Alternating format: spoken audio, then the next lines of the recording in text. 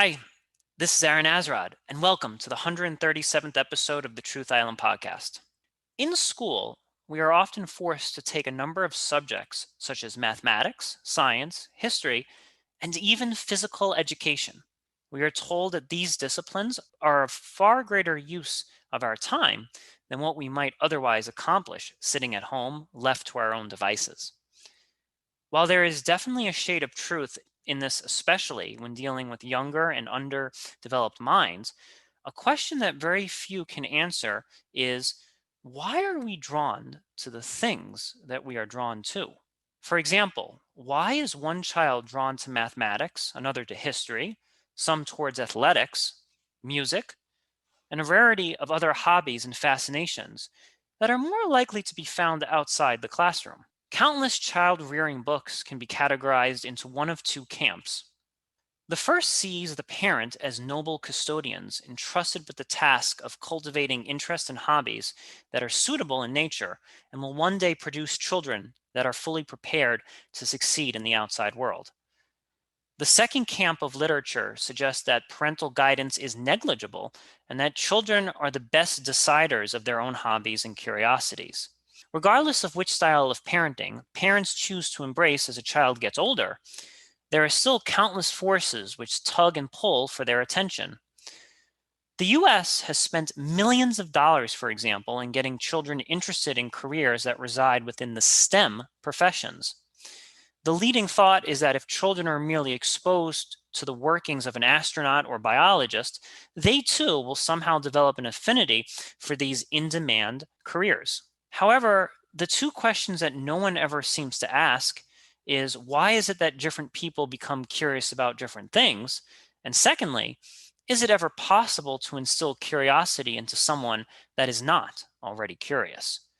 Joining to spark my curiosity, I am once again accompanied by Alexander. Alex, are you feeling curious about this topic?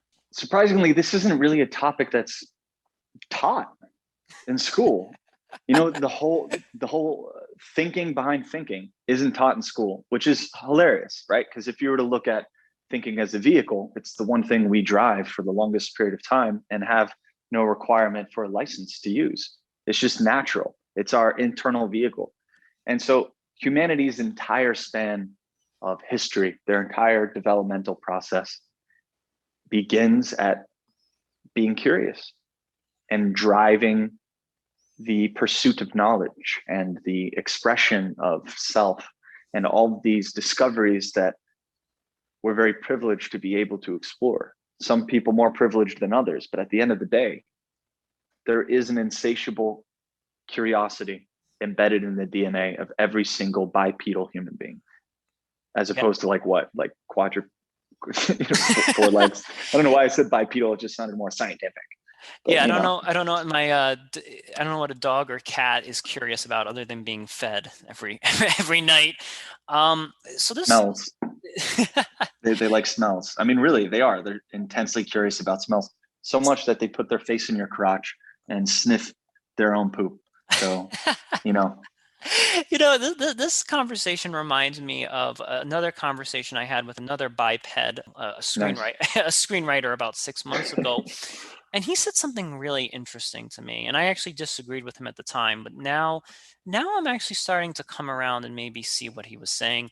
He Hmm. said to me that he never learned anything in school. He said that I was a very stubborn young man, and I was always just curious in whatever it is that I was curious about. That was Hmm. that's his thing. And being a teacher myself and all this other stuff, I was like, well, hold on now. Like, if you were never exposed to Rome, if you were never exposed to Right. history, if you were never exposed to science, you wouldn't even know where to sniff, right? Like, going back to our dog here, Hmm. right. And I was saying that, like, let's be honest. If you and I were both 14 years old, or 13 or 12, whatever, and we were left to our own devices, all we would do is play video games. If we're just being really honest here, all we would do if left to our own devices is just play video games endlessly. And a lot of kids will do that. So there is an argument to be made that although I may not have been naturally curious about history, school and there was a push, or enough people pushed me in my life to be curious about something like that. Whereas if left to my own devices, I may never have developed that curiosity. So How do you feel about that? Yeah. yeah, I would disagree that I would just play video games. In fact, I can definitively say for a fact there'd be a lot of different rabbit holes I would run down, but they all come back into chasing a curiosity, including the occasional video game. If the video game doesn't excite my mind, if it is just a mindless process, I don't do it. I mean, my entire like video game focus would be maybe one or two games that have stuck with me over like 12, 15 years. Like I don't really deviate outside of that. A, because I don't know, maybe I just outgrew it more than I thought. And B, it's not a puzzle. And so this is kind of what we're talking about. This is the beauty of video games in terms of chasing something you don't know, to try to use critical thinking, strategy, management principles in order to basically work that part of your brain. I mean, that's 100% a real thing that can happen. It's no different than a Sudoku puzzle, except there's a 10x in terms of its dimensionality. Older people won't understand that, but we do. In terms of chasing down curiosities, I think it really comes down to an essential drive, which is a human being feeling some sort of dominance over their material world. And I know the word dominance is going to really itch some people in the wrong way, but hear me out. Humanity is in a competitive model. I don't care what you say. If you're in the arts or if you're in sports, you're still in a competitive model. You're competing with yourself in the arts, but you're competing with others in sports. You're still competing. You're driving your motivation to overcome challenges, whether it's your internal fear of being vulnerable on stage or your ability to sew in real life actions in your lyrics, or if you're looking to just beat up somebody in a cage, potentially maybe Floyd Mayweather this weekend. Who knows? You're still driving to compete. And so what leads us there? I think two things. I think we have an idea of something, and then when we connect that idea with actually applying it in the first place, then we discover that the intersection between what we thought it was and what we can do is where our hobbies really take root. And that's when we stick with something. So we're curious to discover. We're kind of like using echolocation to get a vague idea of what's our surroundings. And then we determine the best way to leverage that for our everyday world. Yeah, I think you're right about this, and I give you a lot more credit than me. Like I definitely would have been one of those slacker kids that just fell into the video game. I don't know what, like I don't know what rabbit holes I would have found myself into, but I have a feeling they may not necessarily have been the most productive. I might not be giving myself enough credit, but I definitely wasted a lot of time when I was younger, and perhaps waste a lot of time even now. So I do see that, and there's definitely a pull. However, what we are looking for in this world is, I think we're looking for exposure, right? Because you can't, how does one know to pursue something which they don't know exists? And, I'll give you one travesty that I noticed with our education system. If you go to school, there's a lot of basketball programs, a lot of volleyball, things of that sort. However, I rarely see boxing or martial arts being offered by like a public school, Mm. right? In order to do that, you have to have parents that have at least some kind of money, and they're able to fork over, $125 a month for you to do stuff like that. And that's where I think exposure really plays some type of role in this, because it's like, how would I know that I might like martial arts unless you have some figure in your life who's like, hey, you're going to try this for a few months. If you don't like it, okay, you can drop out. But I'm going to kind of force you to stop doing whatever hobby it is that you think is important, like put down this controller and do that. How do you feel about that? That, like, yes, we're ultimately the drivers of what we choose to be interested in. But sometimes in life, especially when we're younger, we do need other people that can expose you to things that you may not know that you will like. I think it's a less linear, like operational timeline, if that makes sense, right? It's really just a human being that's trying a bunch of different things is more likely to try new things, as opposed to one person being brought by an external force to different things to try, right? I think it's a personality trait. It's no different than being outgoing, right? There is an expression of self to be more outgoing with new experiences. And so maybe you try 50 other things completely unrelated to you learning Portuguese, but you know you like learning. And maybe the communication experience that you've had meeting these new people in, say, your finger painting class, or right, your wine and cheese tasting has brought you to appreciate the purpose of language. And then you find a new passion about it. I don't think it's a straight line, right? I don't think there's a correlation between a parent dragging a child to specific places that lock them into that specific curiosity of learning. I Well, think it's beyond that. let me ask you this question. Sometimes I see these like child prodigies, and what are these child prodigies always known for doing? Well, playing the violin, right? Like we always see Okay. them like it's like the most cliche thing in the world. They're playing the violin. And I look at these kids and I'm like, damn, those kids have freaking drive, right? To learn that violin.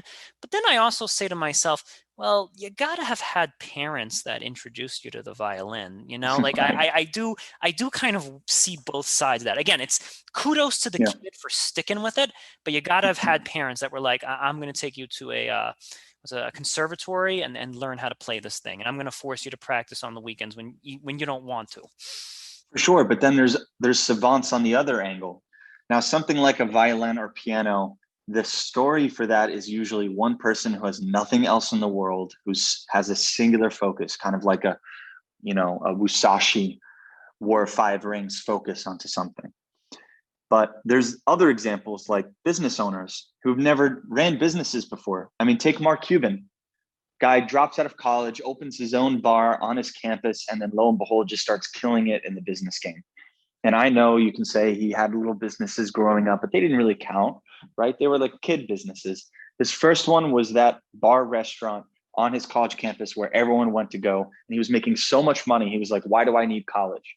No one taught him that. But all of the skills throughout his entire life basically led to the tip of the spear that he used to, break ground in that exact location. And so, if we're looking at it in terms of the song of Ice and Fire for experience and how people go down into it, right? The saga of how people go down as successful, it's so indirect. There's really no set formula. It just kind of happens. And I think the best way to describe that is preparation meets opportunity. And the drive for curiosity is what brings us to try in those areas in the first place. And there's absolutely zero promise that it's going to work. Like, for example, if you're the third best pianist in Russia, you're useless, right? If you're the fourth best chess player, you failed. So what happened with them? You don't think their entire lives, right? But it's like, because we can cherry pick successes, it's kind of like, how are they so freakish? They're this like weird sewing together of these Frankenstein parts and just coincidences throughout their life that happen to put them in the perfect place to be number one.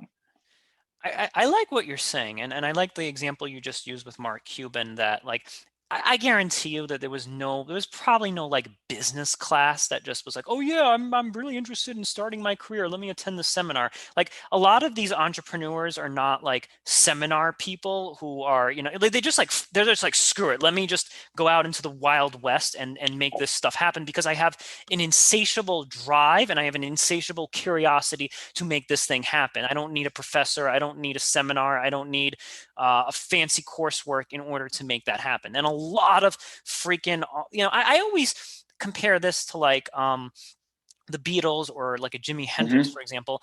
They never had like great music teachers. I never hear them speaking about, oh yeah, and then I went to the conservatory and they taught me how to really play the guitar. It's like they just picked up a guitar and went absolutely crazy with it Wild, all right? day long. And even the Beatles said when we first started practicing, people told us we sucked and like we could hardly get booked gigs in bars and run down Liverpool bars or whatever. And it's like that's an example of innate drive and innate curiosity, right? They weren't a part of some kind of prep school program. They just were like, screw it, I really want to do this.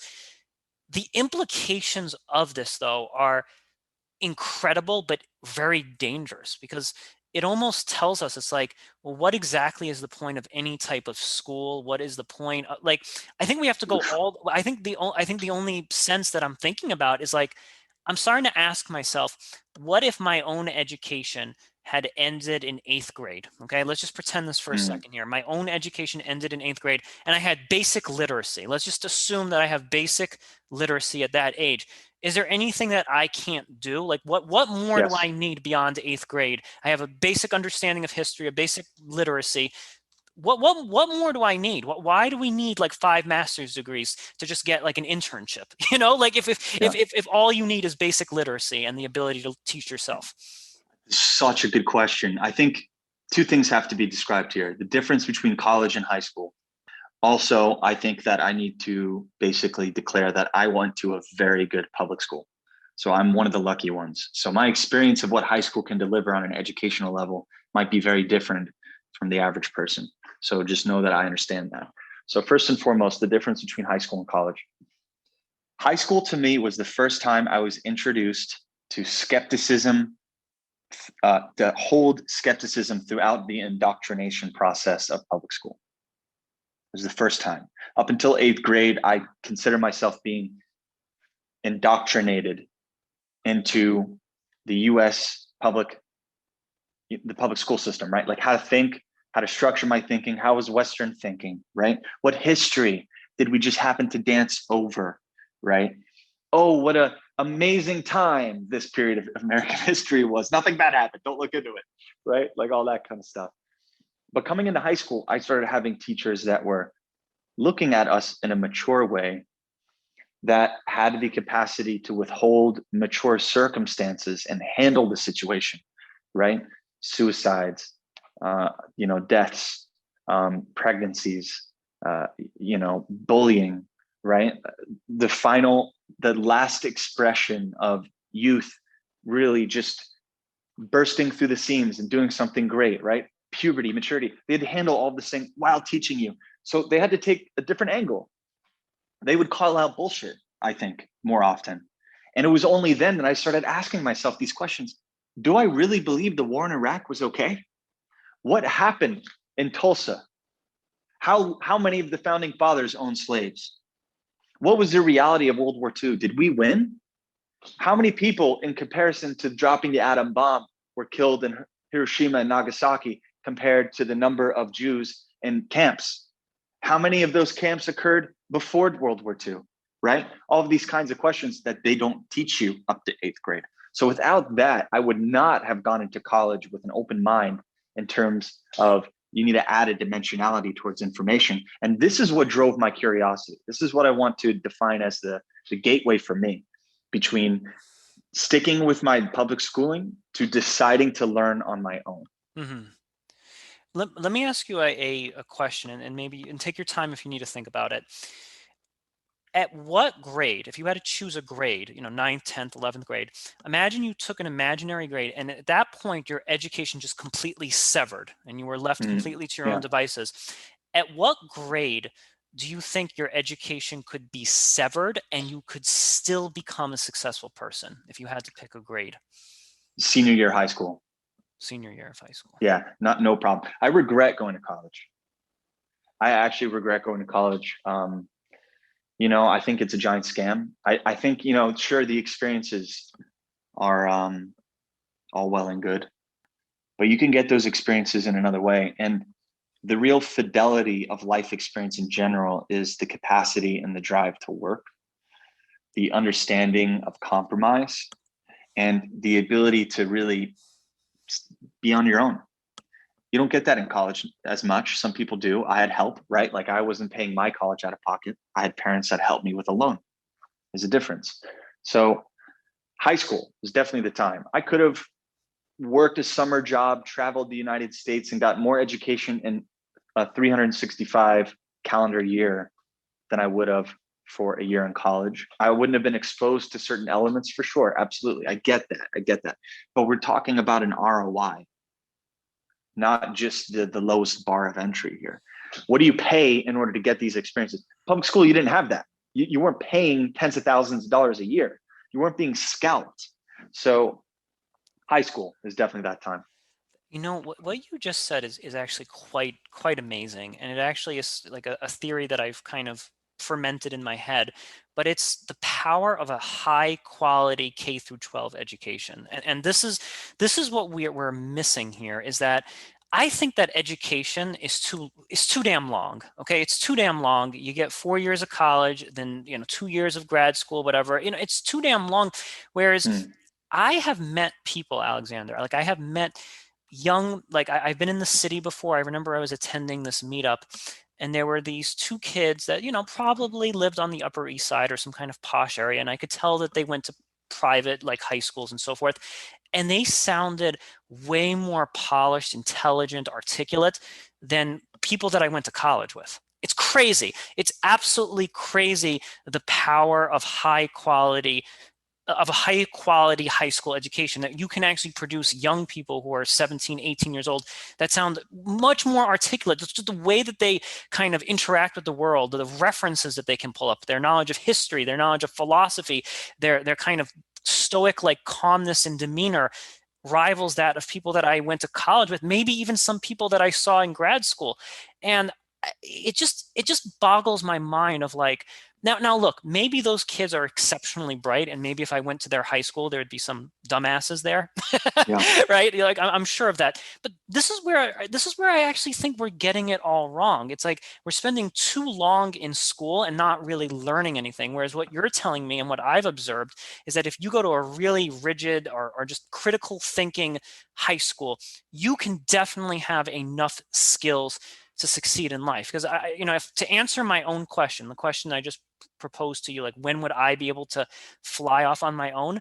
I can't imagine that happening. At least maybe my third year of college, I would be able to, like, I feel like I needed at least 2 years to even know who the hell Nietzsche was. Like I didn't even know who the hell he was. So I feel like I needed at least 2 years to kind of just figure out some of that stuff that I never learned along the way. But it's a reappropriation of resources. Imagine if you spent this, I don't know, $40,000 or more that you spend in loans on school, just in loans, as a down payment. You have a roof over your head, right? You have a roof over your head and you have opportunities. This is easy to say now because we have the internet. You and I, in our age, we came up with the internet. So the people before us would be like, absolutely not. That's absolutely ridiculous. You become a drug addict. And they're probably right. They're probably right. Like if people were just stuck in their own homes without any kind of external drive, I get that. But if we're talking about the expense of resources, it does not make sense. You can hire private tutors for that price, as opposed to going to school. I mean, you're paying rent for room and board for one location for it to happen. Now, secondly, I want to say that schools K through 12 is more of a daycare than an actual typical, Western place of learning. In Absolutely, yeah. ancient Western society, like the Library of Alexandria, you were free to go and leave and stay as long as you want. It was a personal honor to be taught by certain mentors and to spend as much time in a social colloquium capacity to absorb as much knowledge and to provide a skepticism approach towards it. You're able to argue elements of this learning and raise questions freely without any sort of stigma. Whereas now you can barely ask questions, and there's too many legal loopholes for universities to be sued, and it's a mess, man. It's a mess. Well, let me give you like maybe where I was when I was a senior in high school, and we can kind of compare where we were. So when I was a senior in high school, I had never heard of the names Socrates, Plato, Nietzsche, Dostoevsky, Solzhenitsyn, never had even heard of these names. So let's just say I never went to college. How would I even know to hire a tutor to teach me about Plato if I've never even heard the name of it before? You know what I mean? So I don't now, how did I learn about Plato? Well, I learned it reading books. The professors didn't really teach me, but they dropped the name. So the only good things that the professors did was they at least dropped the name of, oh, there's a guy named Plato. They didn't really teach me much about Plato. I actually just went out and got the book myself and learned myself what he had to say. So that's why I'm still a proponent of exposure. I don't think that anyone should have to pay 100 grand to get that exposure. There's no reason why you should go through all of high school and never have heard the word Plato, or the name Plato rather, in your entire life. So I think that what we should be doing is exposing kids to as much as humanly possible. And then when they become 18, then they can naturally start kind of grappling onto what it is that they find meaningful. I 100% agree. Now, here's the reality. So that's our idealism, poking its head out of the sand a little bit. But now we have to root it in reality. So we only have a set amount of hours and a set amount of approvable curriculum types, right? There's only a set amount of textbooks that have a set amount of pages. So we can't live until the internet, obviously. But I'm saying in our era, we're getting old. So you have to really filter through.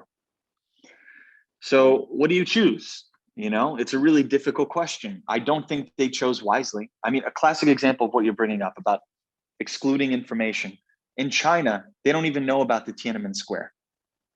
They don't hear about Tiananmen Square until they're adults and they hear it in passing. Think Exactly. So about that. how can you research something you don't even know exists?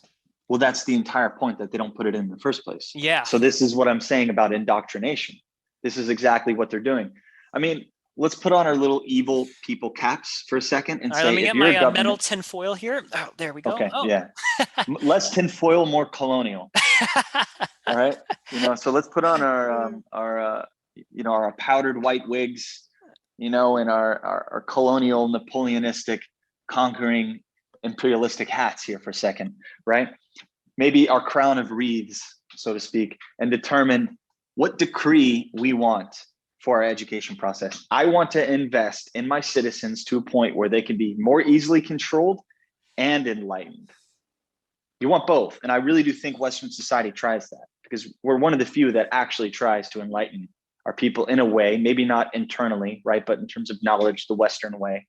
Eastern enlightenment is a whole different thing. But in terms of knowledge and history and mathematics and science, the Western way is leading the way to basically enlighten the human being in terms of knowledge. But I still need you to stay in line.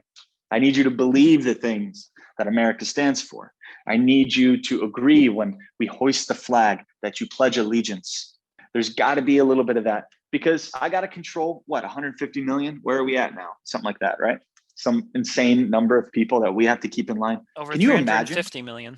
Okay, 350 million. You know how impossible it is to find like an auditorium in a high school that 100% of those people are like not trying to murder each other when a teacher isn't talking? Like, how do you do 350 million? You do some effed up stuff like indoctrinating your mind in terms of a certain core beliefs. Right. In comes the internet, and in comes the most prominent thinkers, the people who are the negative to the positive, the yin to the yang of learning knowledge. And they are the most important people. And part of the reason why they're so important is because they're cut out, because they provide a secondary pathway to be a skeptic about a certain subject matter, to think from different angles and to develop a three-dimensional view on a situation instead of just fleshing out a linear path straight down, following the course, remaining in the fence, and not asking yourself, man, there's a brave new world out there. What do I go do about it? Okay, I want to, it's hard for us to envision, because we have to go back to, let's just say we have to imagine, let's use a fictional protagonist here. Let's say we have an 18-year-old male who's of average intelligence, average curiosity, and that could look different for me and you, but let's just assume so, right? He turns 18 and he's got YouTube. It's 2021. He's got the full internet. Everything is there. He's got Jordan Peterson podcast, everything that he could possibly imagine. Mm-hmm. But, he hasn't been exposed to the vast Western canon of thought, right? Like he hasn't been exposed to like Francis Bacon. He hasn't been exposed to Right. Plato and the Greeks and the Romans. He has no idea about any of that stuff. What stops that 18-year-old from like watching telekinesis YouTube videos all day long, saying, whoa, I'm learning telekinesis and stuff like that, from actually listening to something that's going to benefit his life? Because that 18-year-old doesn't have the critical thinking, or maybe he has the critical thinking, but he doesn't have like the broadness of knowledge to be like, this telekinesis is just nonsense. Let me go ahead and actually invest my time in something that will be worthwhile. You know what I mean? And I know we're laughing at that 18-year-old, like, come on, dude, you're watching telekinesis 10 hours a day. Right. But if you don't actually have that foundation, then you don't know, like, okay, this is bullshit. Let me get off of this. So true, right? What we're talking about is almost like establishing a mentorship through the sea of knowledge. There has to be some sort of structure. Where do the borders of our vessel end, and where do the beginnings of the great ocean begin? There has to be this fragmented, this borderline form of thinking. And this is the rigidity and the beauty of the structure of scientific thinking and the rise of rationalism, is because it's actually more of a spiritual and philosophical practice as it is, just rooted in absolute fact. And this is part of where I think the age of rationalism has really started degrading itself, where they just assume everyone thinks science is real. They you need to prove it. The whole point is that you earn the knowledge that science is real. It's not a God-given right. The whole point is that it's constantly tested and constantly challenged, even by other scientists, peer reviews, journals, papers, responses, different hypotheses, testing. And then over time, it's reforging itself on the anvil of knowledge to formulate the strongest possible doctrine of truth towards that particular subject. So I would say that this is more a failure of schools forgetting to teach the scientific process of thinking and why it's useful. What's provable? What can I test? What's a constant and what's a variable? If you can't answer that in information, then you, sir, are just completely afloat with no vessel leading you to shore. Okay, so I think that what we're establishing here is that you have your elementary school, you learn to read, middle school, high school, middle school. I have no idea what the purpose is of that, but okay, let's assume for a second that high school is really important. What we need to figure out, what is the base of knowledge that every Homo sapien or every human being needs, so that then they can pursue their curiosities in an intelligent way. I think that's what we need to actually establish, is that there needs to be a base, a foundation, or a base of knowledge, so that when every American turns 18, okay, fine, maybe you got left back a little bit, 19, 20, it's fine, it's roughly the same. What we need to create a foundation or a base of knowledge where you can then be curious about whatever it is, but you know how to write a paragraph, you know how to do basic math. So this way, and you can critically evaluate the content that you are receiving, so you don't go on, believing QAnon or the most outlandish of conspiracy theories, right? Because again, a lot of people who are left to their devices, what do they start believing in? They start believing in QAnon and crazy ass conspiracy theories. So it's like, what is the foundation? What is the basis of knowledge that we could give every 18-year-old? So this way, if they really want to be interested in chemistry, they can go ahead and do that. If they want to be a sports athlete, they can do it without being dumb enough to be tricked into like all of these false rabbit holes, and they can find themselves in real rabbit holes. It comes down to defining the process of thinking itself. I have a close family member who's struggling right now with a lot of depression. And the advice that I gave him was to keep a journal and to think of your thoughts like links in a chain. You want to identify the beginning of your thought and the end of your thought, and only focus on that link, on those links together, so that you can write it down and record. I started here and I ended here. This is my thinking chain. And as you perfect reminding yourself the beginning and the end of your thinking process, you'll be able to identify almost the runoffs, like a tributary off of a great river, the little streams that peel off the main line that take you down these rabbit holes. You're going to be able to identify those frames of thinking and see the triggers between what made you start thinking and where it brought you in the end. And soon everything in between will have a lot of context. Understanding the structure of that thought is one of the most critical skills that we need to have. Is my brain powerful enough to supersede my, chimpanzee body, right? Are you elevated, right? This is the whole point of higher learning, higher education. You're supposed to have almost a celestial dominance over your material body and world, to where you can say, oh, you know what? I feel I need this because. And that is really the change. And without that kind of structure, someone can go down the rabbit hole, right? Someone can go down to telekinesis video and think, oh my God, this is so real. Look, everyone here says it's real. It's like, is it testable? So I love your answer, by the way, and it made me think of this. So to summarize what your answer is, and you can tell me if I'm wrong, we need to have the skills to verify what we think to be true. So if we're watching a YouTube video, we have to have the skills to do further research and see if the contents of that YouTube video are indeed actually true. 100%. You have to focus on the structure. You have to focus on the supply chain. What are the logistics of thinking? How do you maximize the logistics of thinking? Where can you be compromised? Do you have a code of sealant to keep it from being corrupted, so to speak, right? Do you have a series of checks and balances to your thinking, right? Without having this kind of organization around it, your thoughts will take you so far. And please, I'm the master of this. If I could have a doctorate in anything, it's basically just my thoughts taking me aloof. Like if God forbid we ever get computer chips in our brains and people can actually see the recordings of what I think about in random moments. Point being, you have to have the checks and balances so that you can pull yourself back into reality and say, wait, what are the primary resources of this thought? Why do they matter to me? How do I feel about them?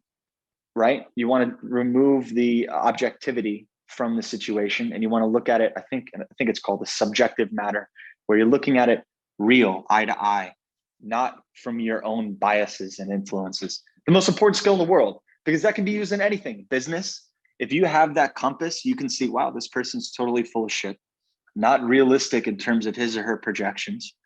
This isn't an investable person. If you do it in the arts, you can say there's something ringing true about the way that they brought that thought into reality. There's a current in there that we need to follow. There's an element of magic. It could be used in faith and spirit and basic conversation. Yes. One other thing that I think, and I'm not going to take credit for this. I actually discovered this. I was researching something along these lines in a Quora. Quora is a great website, by the way. Like a lot of smart folk hang around there. And, I think the question was like, what is the smartest thing to know, or the most important thing to know? And this one guy wrote something, and I'm gonna say it in Latin, but I don't know Latin, so I'm gonna say it wrong. And it's something along the lines of "qui bono," and that translates to "who benefits." And whenever you're given any form of information, telekinesis, aliens, whatever, always ask yourself that question: who is benefiting by me having this knowledge right now? Because anytime every YouTube video, everything that you're watching is really sponsored content, even if it's not Right. technically sponsored content, because Right. that guy is teaching you about telekinesis because he wants to sell you Right. telekinesis, or he's trying to sell you something.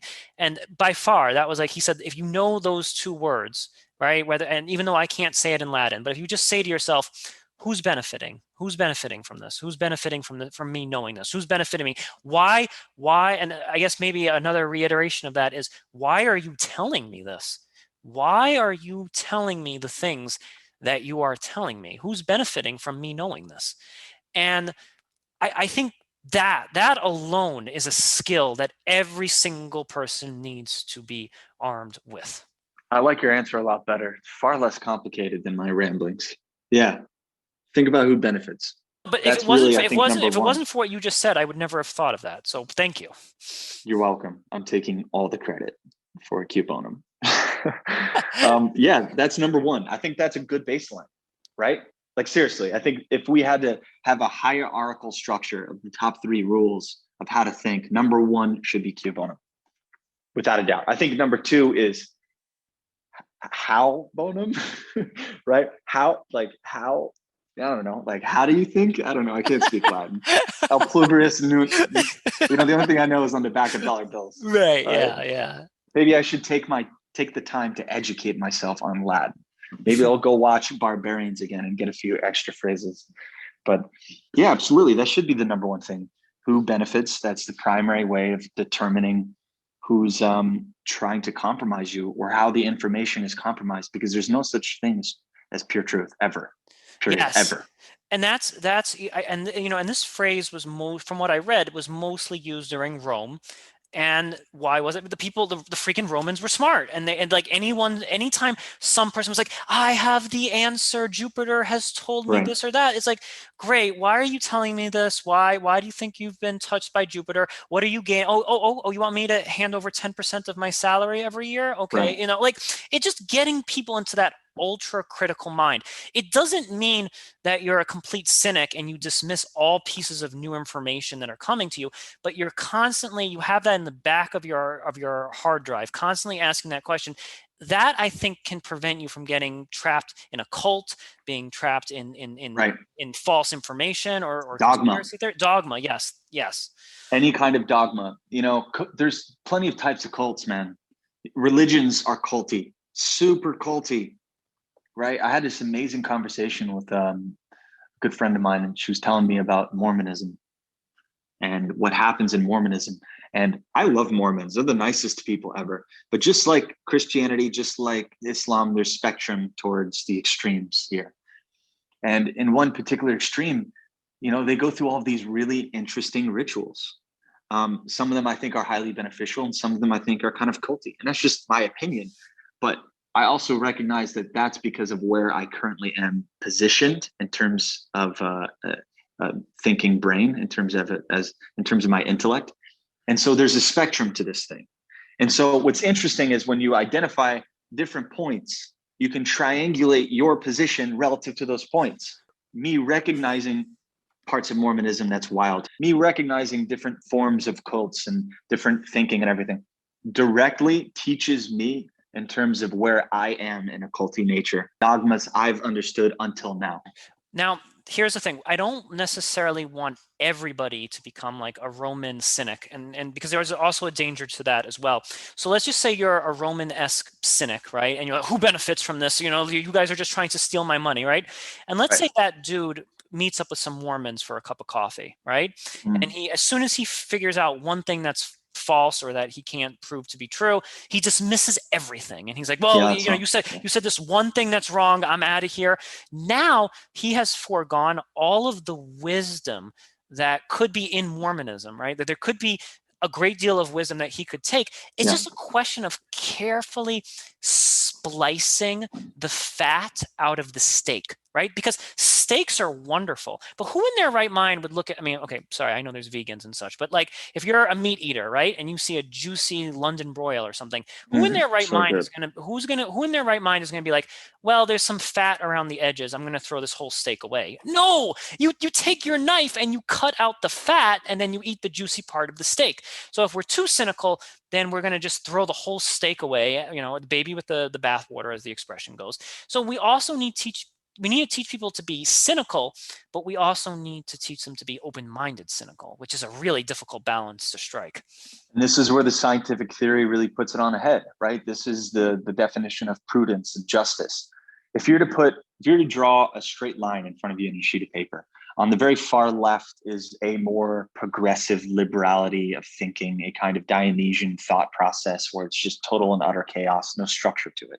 And then all the way on the right, you put a little more of an Apollonian approach, very highly organized, conservative, doesn't really deviate very much. They're both extremes. They're both incorrect.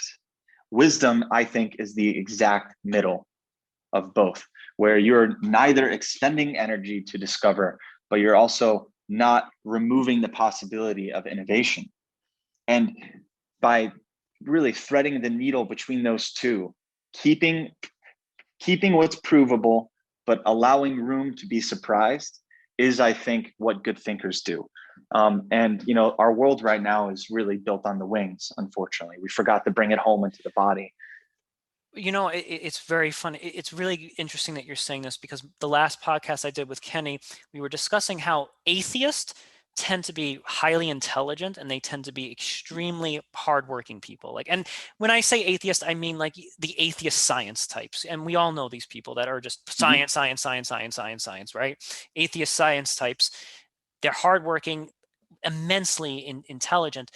But sometimes when you're talking with them, they're too cynical, and it kind their mind has been completely closed off to any wisdom that can't be proven outside the scientific process. You know what I mean? That's also a frustrating thing, because if you're speaking to the scientist, you might be discussing like truths that are not testable by science. I'm not talking about proving God or anything. I'm just talking about like honor your parents or something like that. And it's like, okay, it's not black and white. It's not clear. Like, what if your father's a drunk or whatever?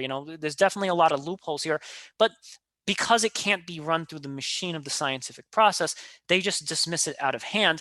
And I feel like they're not as open as they could be to pockets of wisdom. It doesn't mean that they have to just, convert to Catholicism, but maybe they could just be open to some of the wisdom that Catholicism has and integrate that into their own lives. And I think that if it doesn't pass the scientific method 100%, they kind of just dismiss it out of hand. And I think there is a danger in that as well, because you're closing off so much of what humanity was built on by just following the science alone. I think we should actually continue this conversation, because I think something that I mentioned in my intro is it possible to, like, we've discussed why people are curious about different things. I'm wondering if it's possible to teach somebody to be curious about something that they're not intrinsically curious about. So I think this will be a two-part episode, if that's okay with you. Heck yeah. This is such a great conversation. This is one of our best, I think. So I would love to do this twice. Okay, so we'll resume this next week. Alex, thank you so much for being on the show today. This concludes the 137th episode of the Truth Island podcast. I'm Aaron Azrod.